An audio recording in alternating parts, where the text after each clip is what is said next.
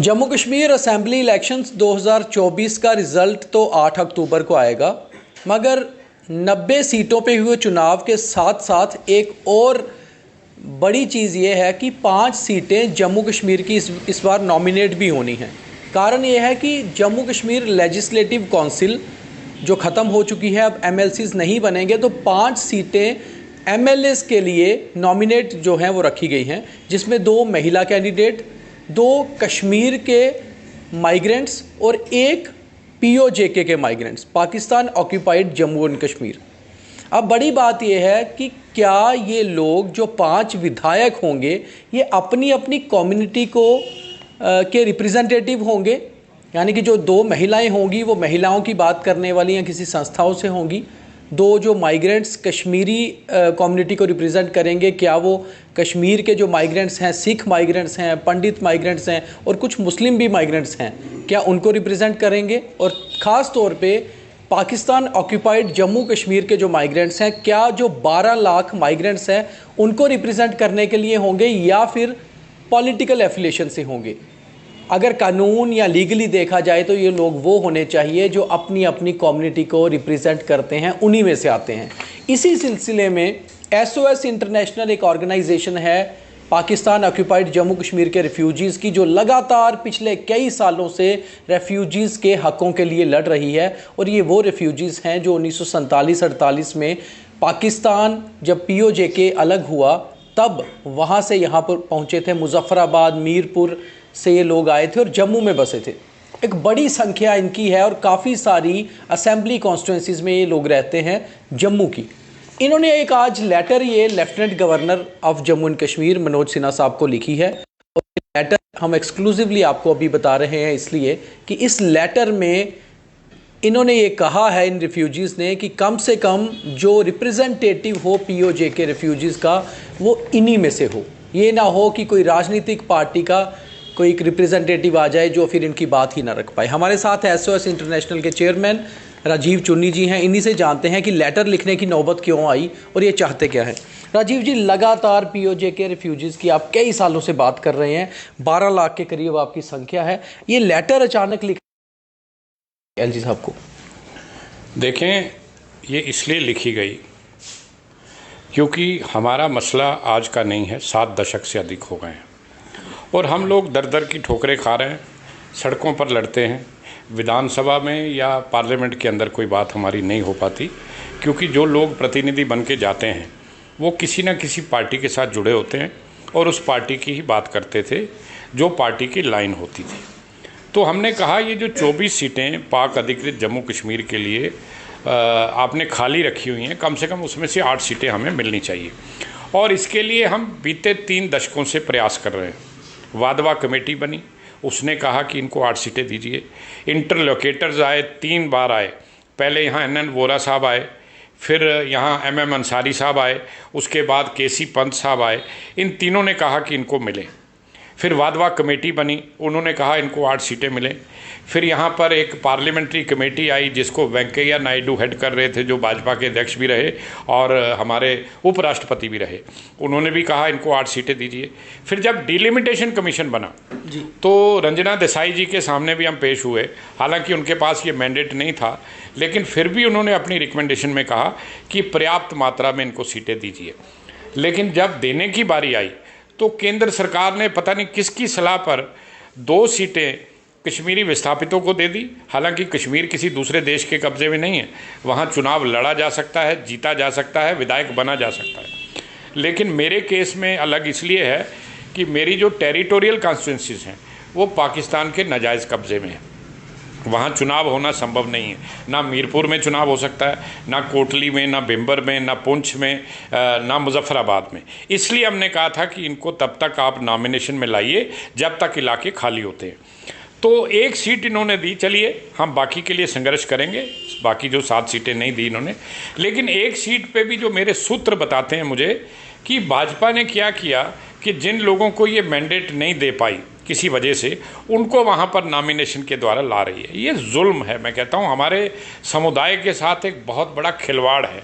अगर ये लोग इतने सक्षम होते कोई भी पार्टी, मैं भाजपा की बात नहीं कर रहा, अगर कांग्रेस किसी और दल का इतना सक्षम लोग होते, ये लोग विधायक रहे हैं, मंत्री रहे हैं, लेकिन कभी हमारे समुदाय की बात इन्होंने नहीं की। हालांकि इसके बावजूद कि ये हमारे समुदाय से थे, हम चाहते थे कि एक एक्सक्लूसिव बात हो, जो समुदाय से व्यक्ति हो, जो किसी राजनीतिक दल से जुड़ा ना हो, ताकि वो, क्योंकि हम समझते हैं हमारा जो मसला है it's a human issue more than A political. ये राजनीति से ऊपर उठ के इंसानियत के तकाजे के साथ इसको हल करने की ज़रूरत थी, लेकिन ये शरारत हो रही है। तो हमने कहा कि अगर हम खामोश रहे ऐसे मौके पर, तो हम तो जो 3 दशकों तक जो लड़ाई हमने लड़ के एक सीट हासिल की है, हालांकि ये पर्याप्त नहीं है, वो भी चली जाएगी। तो हमने फिर इसमें एलजी साहब को ये मेल भी की, पोस्ट के द्वारा भी भेजी, क्योंकि वो जम्मू कश्मीर में नहीं है, कहीं बाहर है, और हम उनके राजभवन में भी अब जाकर दे आए हैं अभी यहाँ पे जम्मू में।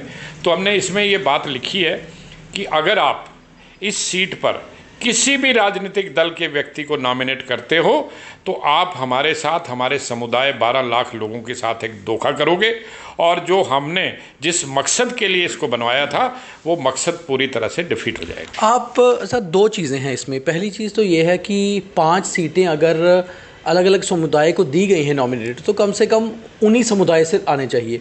दूसरी चीज़ ये है कि आपने लेटर में जो लिखा है उसके हिसाब से आपको क्या लगता है कि क्यों आपको ये लग रहा है, क्योंकि देखा जाए कॉन्स्टिट्यूशनली तो एलजी साहब ने नॉमिनेट करने हैं और करने हैं on the instructions of home ministry, तो देखा जाए तो राजनीतिक पार्टी का इसमें दखल नहीं होना चाहिए। मगर आपको क्या लगता है, आपको शक है कि कोई राजनीतिक लोगों को लाया जाए इसमें?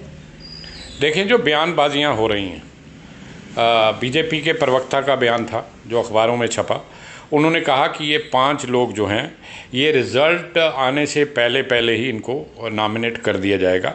इसका मतलब है उनकी तैयारी है। आप करिए नॉमिनेट, हम नहीं कहते ए करिए, बी करिए, सी करिए, लेकिन भाई साहब राजनीति से इनको दूर रखिए। महिलाएं 2 होनी हैं, क्यों आए वो राजनीति से? वो समाज के अंदर बड़ा बड़ा अच्छा काम करने वाली महिलाएं हैं, उनको लाइए। आप कश्मीरी विस्थापितों की बात कर रहे हैं, उसमें मुस्लिम भी हैं, उसमें पंडित भी हैं, उसमें और भी सिख भी हैं, और गैर सिख हिंदू भी हैं जो वहाँ पर व्यापार करते थे। ये 4-5 लोग हैं, उनमें से किसी सक्षम व्यक्ति को लाइए। अगर आपने इसको पॉलिटिकल रिफ्यूज बनाना है, असाइलम बनाना है, तो इसका मकसद क्या है? ये तो एक दगा हो गया। मैं तो समझता हूँ कि ये मैंडेट की चोरी नहीं, डकैती है। तो इस तरीके से नहीं करना चाहिए। इसलिए हम जल्दी में हमने ये सारा काम किया है, क्योंकि हमने ये सोचा था कि एलजी साहब अपने विवेक से काम करेंगे, वो किसी दबाव में नहीं आएंगे, और वो वही काम करेंगे जो संविधान में है। और संविधान में ये कहा गया है कि इस समुदाय को हमने नुमाइंदगी देनी है। उसमें ये नहीं लिखा कि हमने भाजपा को नुमाइंदगी देनी है, या कांग्रेस को नुमाइंदगी देनी है, या नेशनल कॉन्फ्रेंस को नुमाइंदगी देनी है, या पीपल्स डेमोक्रेटिक पार्टी को नुमाइंदगी देनी है। अरे भाई साहब, वो तो लड़ रहे, उनको लड़ने दीजिए, हमें क्या एतराज़ है। लेकिन हम कहते हैं कि इन सीटों को आप राजनीति से ऊपर रखिए, तब जाकर इस समुदाय का भला होगा, वरना ये तो गलत हो गया। राजीव जी, इस लेटर के ज़रिए या फिर ऐसे आपने, आपके डेलीगेशन ने, जब एलजी साहब अभी जम्मू कश्मीर में नहीं है, वापस आते हैं, कि आपने उनसे मिलने की अपॉइंटमेंट ली है कि आप उनको मिलकर अपनी तरफ से कुछ नाम दें कि आपकी कम्युनिटी से नॉन पॉलिटिकल लोगों को रिप्रेजेंटेशन दें और उनमें से कोई विधायक बनाएं? ऐसा क्या आपने किया है या इसमें आपने लिखा है ये चीज़? देखें, एलजी साहब पूरी रियासत का प्रशासन चला रहे हैं, उनकी अपनी खुफिया तंत्र है। रिपोर्ट्स ले लें, पूछ लें समुदाय में किस व्यक्ति को लाना चाहिए। हम नहीं कहते, अगर हम किसी का नाम लेंगे हम भी बाइस्ड हो जाएंगे। हम क्यों नाम लें?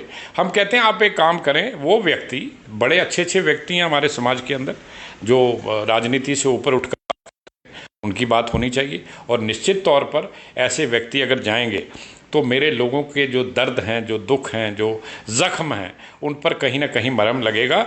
लेकिन जो व्यक्ति किसी पार्टी द्वारा अनुमोदित होगा या भेजा जाएगा, वो निश्चित तौर पर उस पार्टी की लाइन को अंदर चलाएगा। पार्टी अगर कहेगी तू नीचे बैठ जा, वो नीचे बैठ जाएगा। वो कहेगी खड़े हो जा, वो खड़ा हो जाएगा, जो आगे होता रहा है। और इस तरीके से हम समझते हैं कि इसको राजनीति का अखाड़ा नहीं बनाना चाहिए, उससे दूर रखा जाना चाहिए। और इसके लिए और भी जगह से मैं देख रहा हूँ आवाज़ें उठ रही हैं विभिन्न जगहों से, और फिर इंतज़ार करना चाहिए जब तक सरकार बन जाए, उसके बाद आप फैसला करिए। अगर आपको लगता है कि समुदाय में से किस व्यक्ति को, क्योंकि आना तो एक ही व्यक्ति ने, तो आप एक गुप्त तरीके से इसका सर्वे करा लें अपनी एजेंसीज के द्वारा या किसी अपने सोर्सेज के द्वारा। लेकिन एक बात ज़रूर करिए कि कोई राजनीतिक व्यक्ति जो किसी दल के साथ सक्रियता के साथ जुड़ा हो उसको नहीं लाया जाना चाहिए। हम उसका विरोध करेंगे। अगर पॉलिटिकल लोगों को इसमें लाया जाता है तो फिर आपकी जो ऑर्गेनाइजेशन है, आपके जो रिफ्यूजी लोग हैं, क्या प्रोटेस्ट करेंगे या इसमें कोई प्रोटेस्ट डेलीगेशन जाके मिलेगा एलजी साहब को? देखें जी, अगर नहीं लाते तो 22 अक्टूबर को हर साल एक काला दिवस हम मनाते हैं, क्योंकि उस दिन कबायलियों ने हमला किया था जम्मू कश्मीर पर। तो इतिहास में एक और काला दिवस दर्ज कर दिया जाएगा इनके द्वारा, अगर ये इस तरह का कोई काला काम या काला कारनामा करते हैं। निश्चित तौर पर हम लोगों से जुड़े हुए हैं, हमारा संगठन जुड़ा हुआ है, हम उनकी लड़ाई लड़ते हैं। हम ये मुद्दा लोगों तक ले जाएंगे और सड़कों पर इसकी लड़ाई लड़ेंगे। ये ठीक है, सरकार के पास आज ताकत है, सरकार सुबह से सवेर कर देती है, सवेर से सुबह बना देती है, वो कर सकती है, लेकिन करना नहीं चाहिए। ये संवैधानिक जो हमारी जो जिम्मेदारियां हैं उससे मैं समझता हूं कि उसके साथ एक दगा होगा, उसके खिलाफ जाने वाली बात होगी अगर ये करेंगे तो।